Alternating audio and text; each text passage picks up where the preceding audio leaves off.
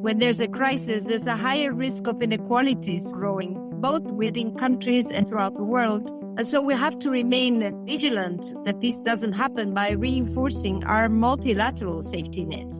We see investment in inclusion as the best social lift to have a better, more solid and inclusive growth. Welcome to the UNESCO Inclusive Policy Lab and our PolicyNet podcast. This is the place where top figures come to talk concrete data and policy solutions that would reset us along a more fair and smart path. Today we have a high-level episode hosted by Gabriela Ramos, UNESCO's Assistant Director General for Social and Human Sciences. The guest is Nadia Calviño, the Vice President and the Minister of Economy and Digitalization of Spain. Together they talk inequalities and how a collective way out of these times is by closing some of the most critical gaps. The exit to this crisis is taking a very different shape to previous financial crises throughout the world. We have become increasingly aware that we're all in the same boat and that we need to reinforce our social safety nets. And that has preserved a basis for the economic recovery. Many of these systems held the social investments and investment in our children that need to have a fair start in life. They say it's high time to rethink, to experiment with our policies so that they match the new landscapes of risks and inequalities. We've been building a number of new instruments, including a labor market reform, an increase of the minimum wage, policies aiming at equal opportunities and gender equality, also the creation of a minimum income scheme reaching 1.3 million persons, of which 500,000 are kids. They warn that we should not replicate the inequities of the physical world in the digital one, a real risk if we're not alert. We have put a lot of emphasis in having a humanistic digitalization. We want to ensure that digitalization brings a better, more inclusive, more solid democratic future, and not a dystopian future where inequalities and gaps would be broadened. We shape the digitalization. There is a role that governments have to produce the adequate regulatory systems to ensure that they deliver for good. You're listening to the PolicyNet podcast. Dear Vice President Calviño, welcome. It's a real pleasure to be with you, Gabriela. Let us start our conversation and hear from you your ideas, your vision, and how you think that we can really go further to build more inclusive societies. We know that we are confronted with multiple overlapping crises, and to little surprise, these crises expose and drive even further the gaps and inequalities that were already built in our systems. And we talk about system because it's the social, the economic, the environmental, and beyond. They are all interconnected. And the call is for a deep rethinking of the current systems, for both new policy solutions and for a step change that will finally set us on a more fair, equitable, and sustainable path. So, dear Vice President, what, in your opinion, are the areas that we need to be rethinking as a matter of priority? And what are the critical reforms that we need to focus on as to usher such a fair reset? Well, indeed, the pandemic, I think, is changing the way we view the world. We have become increasingly aware that we're all in the same boat and that we need to reinforce our social safety nets, be it in the area of health, but also education, in the area of social policies.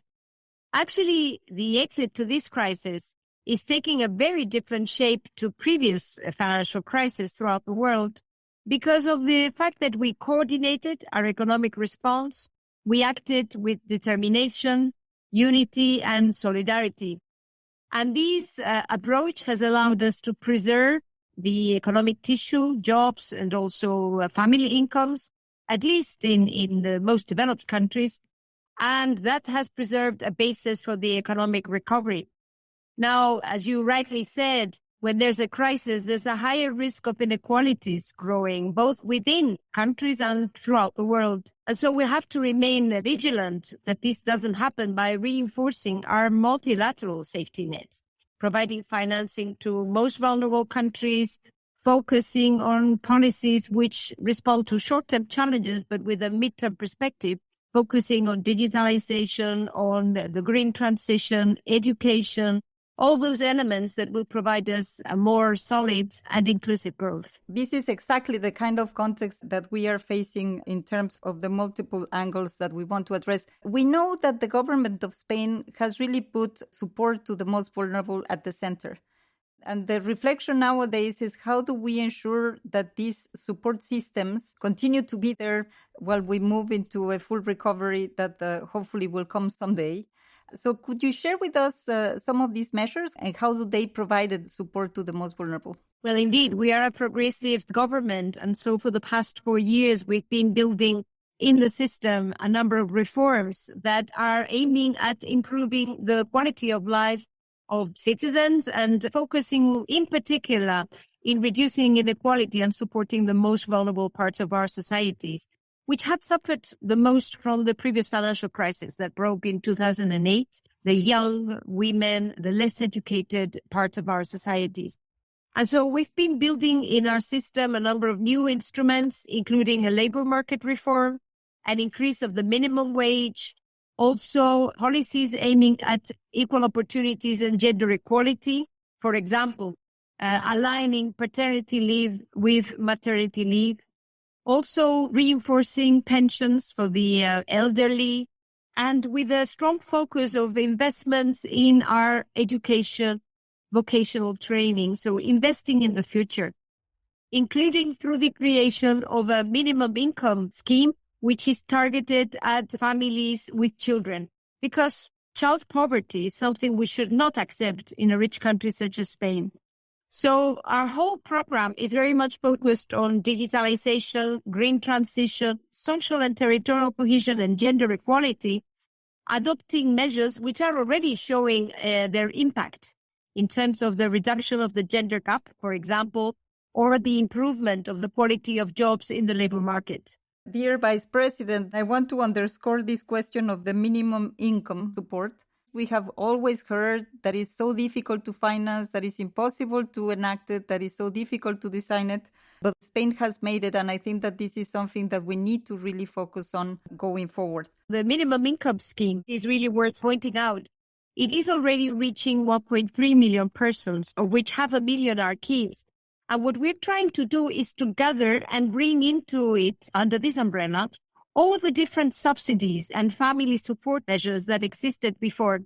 So we had, like many countries, a broad array of different support instruments, but we saw that they were not very effective in fighting child poverty and supporting inclusion itineraries, which were targeted to the individual capacities and needs of the persons. So we're trying to modernize the whole scheme, and we're also designing pilot projects. And I wanted to mention this because they are being designed and evaluated by JPAL. And so the Nobel Prize winner, Banerjee, he's our advisor in designing these pilot projects to see which inclusion policies are most effective at the end of the day. This is, I think, something to be followed more broadly. What would you tell to those countries that said the minimum income is impossible, it cannot be financed? What has Spain done so that this is feasible? And as you said it several times, many of these systems are investments, and are investment in our children to have a fair start in life. So very briefly, what would you say about the financing side and to encourage many other countries to really take a hard look at these measures? Well, 3 points from my side. The first idea is that I don't think there is a better investment in the future than the education of children. Bringing children out of poverty is really making sure that they will be active players in society, and so that they will contribute also to growth and prosperity in the future. So we see investment in inclusion and education as the best social lift to have a better, more solid and inclusive growth. Then my second idea is that we need to bring together a number of measures that many countries have, which maybe are not focused on the right groups. We need to really identify the characteristics of those groups of persons which have difficulties to be included into society, to find jobs, etc. Families with just one parent, families which are really below the level of poverty and where children have no opportunities. These are the most vulnerable going forward. And so we are really identifying, because we already have a strong pension system, of course, we are really focusing and trying to target income and wealth levels that can allow us to use resources in the most efficient manner possible. And then my third recommendation is to have a strong evaluation mechanism to design the system with flexibility so that you can adjust. We have been adjusting it in the last year and a half in order to make sure that it continues to target the right groups and that you can evaluate what works and what doesn't, so as to make sure that it is indeed a very efficient investment, both from the social and from the economic point of view. This is really important. The targeting, the evaluation, the dynamic nature of these policies is not that you put it in place and you leave it there to be forever. You really need to be looking at the impact and how you make it advance. This is something that in the social and human science sector of UNESCO, we're really trying to look at. And of course, Spain and the current government is going to give us inspiration. Let me take you to another of your hats, because you are also the Minister of Digitalization. And we know that this process of the digital transformation can open a world of opportunities, as it has done in many ways during the pandemic, where it was a silver lining, or it can just magnify the divisions. It can leave so many people behind. The question of data value, monetization of data, new ways of addressing these issues. Could you tell us a little bit more also what Spain has been doing under your leadership for this question of ensuring that the digital transformation is inclusive? Well, indeed, the digital transformation, which has accelerated exponentially as a consequence of the pandemic, it has bringing enormous opportunities, higher quality jobs, better social inclusion because of the digital provision of social services, digital education, less barriers to entry in many activities. And also it allows economic activities to be performed anywhere in the territory. So it could also reduce the gap between rural areas and cities. But digitalization is also having enormous challenges and risks in terms of inequality, starting with the digital skills of the population. The elderly, persons with disabilities, less educated persons have more difficulties in having access to the necessary skills to perform the jobs of the future, the quality jobs that are being created as we speak.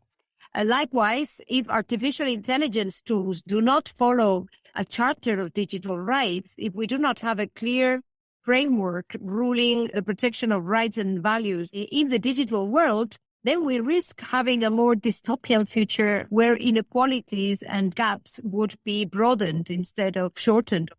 That is why from day one, we have put a lot of emphasis in having a humanistic digitalization, which leaves no one behind, starting with digital skills, but also bringing in digital inclusion as well as financial inclusion, connectivity throughout the whole territory, and a number of also elements to close the gender gap, which is a very serious risk when we are talking about digitalization.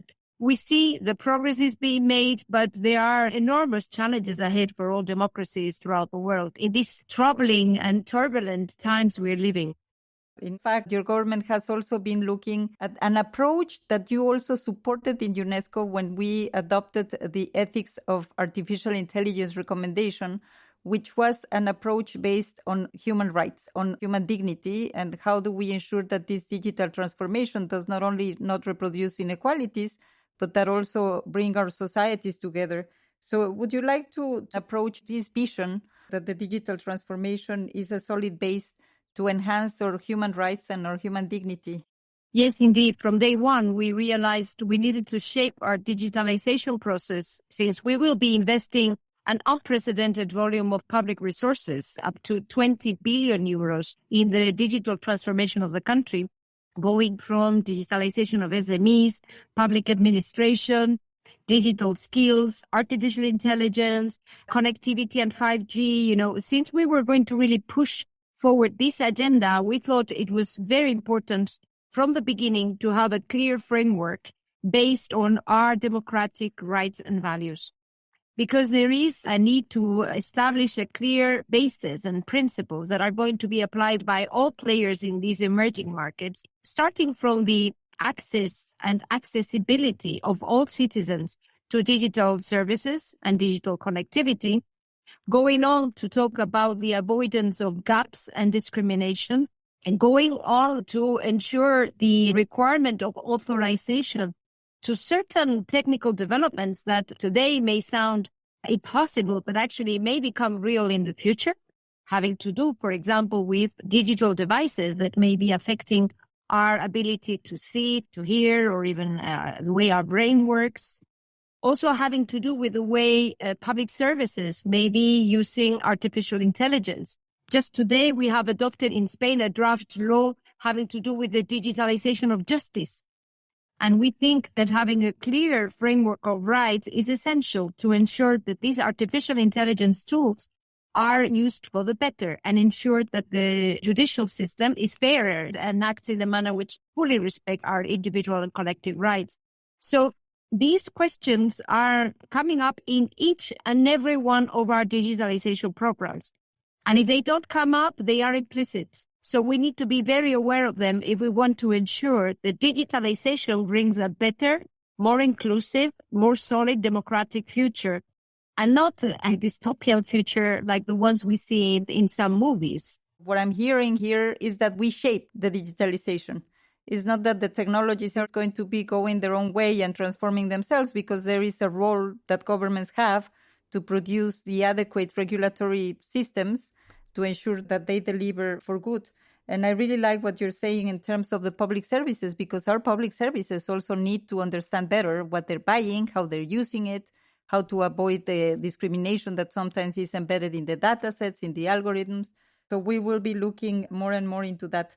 A word, Vice President, on gender and artificial intelligence that should concern us, because we are moving into a world where the voice of women is not very well positioned. And also your fantastic program to represent the Spanish language in the digital transformation. Well, indeed, if we want the new digital reality to be reflecting the whole of society, we need to ensure that the views and talents of 50% of our population, women, are taken into account. And that has to do with having access to the jobs that will be created in this new digital economy. It also has to do with ensuring that the algorithms, the elements that underlie artificial intelligence, do not create new gaps or deepen those that already exist in our realities nowadays. So it is extremely important that women and also minorities in our societies participate in the design and the training of artificial intelligence mechanisms. We are very much insisting on that. We're also supporting startups and entrepreneurship led by women. We're supporting skills in the areas of technology, higher participation of women. This is very challenging, I think, throughout the world, but we need to really focus on that. I think that's extremely important. And likewise, language plays a very important role, because artificial intelligence mechanisms use a language, and they use technical languages, artificial languages, but they also use natural language, spoken languages. And the way we speak is also the way we think. So we need to make sure that our AI systems do not only think in the one or two languages which are rather broadly spoken in the world, where at least as far as Spanish is concerned, we do have almost 600 million Spanish-speaking persons throughout the world. It is a language which is on the rise in large economies throughout the world. So we think that this is something that should be an asset when developing AI companies and products and services. We are already cooperating with the large hyperscalers, with Amazon and Google, Microsoft, Telefonica, etc., so that their AI systems are using standardized language, which is common to all Spanish-speaking countries. And likewise, we will be supporting across the Atlantic the development of AI systems in Spanish, which respond to the way we speak, the way we feel, the way we view the world. This is very welcome news, pretty much in line with what UNESCO is trying to do with the ethics of artificial intelligence, but also with the ethics of neuroscience and neurotechnologies, that I know is another area in which there is a strong Spanish leadership, particularly from you. And the fact that we need to preserve the cultural diversity, but also the gender representation in these technologies. And we really commend this very important work. Let me then take you to the third part of our conversation, because Spain is also a country that is with multiple memberships. You are, of course, in the European Union. You are a leader in Iberoamerica. You will be in the presidency of the European Union. And one of the concerns that we have is that many of these issues that we have talked today, the question of inequalities, the question of the digital transformation, but also the question of a fair transition on the climate area, require a lot of cooperation in the multilateral setting. And we cannot allow, for the current context that is also witnessing a lot of divisions, to avoid us from concentrating and finding common solutions. So I want to ask you, what is Spain doing in this domain, partnering with other countries, but also how do you see that we can reaffirm this commitment towards multilateralism that Secretary General Guterres has really called all the countries to, particularly at the current moment in time, to pursue? Yes, we're living difficult times for multilateralism. First, the pandemic, and now the war at the door of the EU, a war that none of us thought would be possible, is generating yet another crisis, is generating new risks and uncertainties, which are having an impact that goes beyond the European continent. It is really having a global impact. And I think that in this context, it is twice as important that we join our forces, that we remember how the multilateral system has ensured the longest period of peace and prosperity since the end of the Second World War. It has also allowed us to respond in the most effective manner possible to the pandemic. In the case of the EU, unity, determination, and solidarity have been the three principles that have guided us to respond to the pandemic. And I think they should also guide us when responding to the challenges derived from the war. Now, in the case of Europe, we're very much focused on energy supply and inflation. But throughout the world, many countries and many leaders are worried about food supply, food security, also financial instability because of the appreciation of the dollar and other currencies, and that is creating new imbalances in current accounts throughout the world. And this again proves how important it is that we reinforce our safety nets. Now, with the hat of the chair of the IMFC, the counseling body to the IMF, I am really committed to reinforcing the different funds and support instruments in our multilateral systems so that we do protect the most vulnerable countries. Spain has been the first to contribute to the new funds created by the IMF to support low and middle-income countries so that we can reinforce their financial stability and also finance the green and digital transition, the investments they will need to have a better future. Debt relief is another area that we need to explore. We need to make sure the global framework for providing debt relief to most vulnerable countries is effective.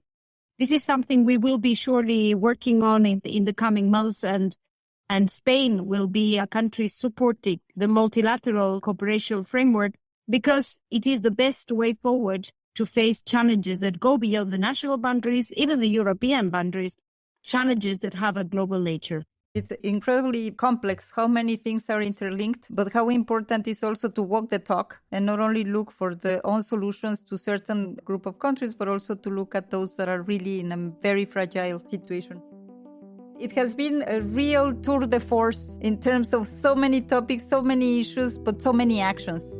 The Vice President has given us a lot of food for thought, but also a lot of best practices that maybe many countries can consider to advance, and a very strong call to go back to multilateral cooperation and the peaceful resolution of any conflict. So thank you so much, Nadia Calviño, Vice President and Minister for the Economy and Digitalization of the Spanish government. Muchas gracias, Gabriela. It's been a real pleasure to talk with you. Thank you for this opportunity, and best regards to all those listening to us. We reached the end of this podcast. For more deep debate and data-driven solutions, follow the PolicyNet podcast channel on all major platforms.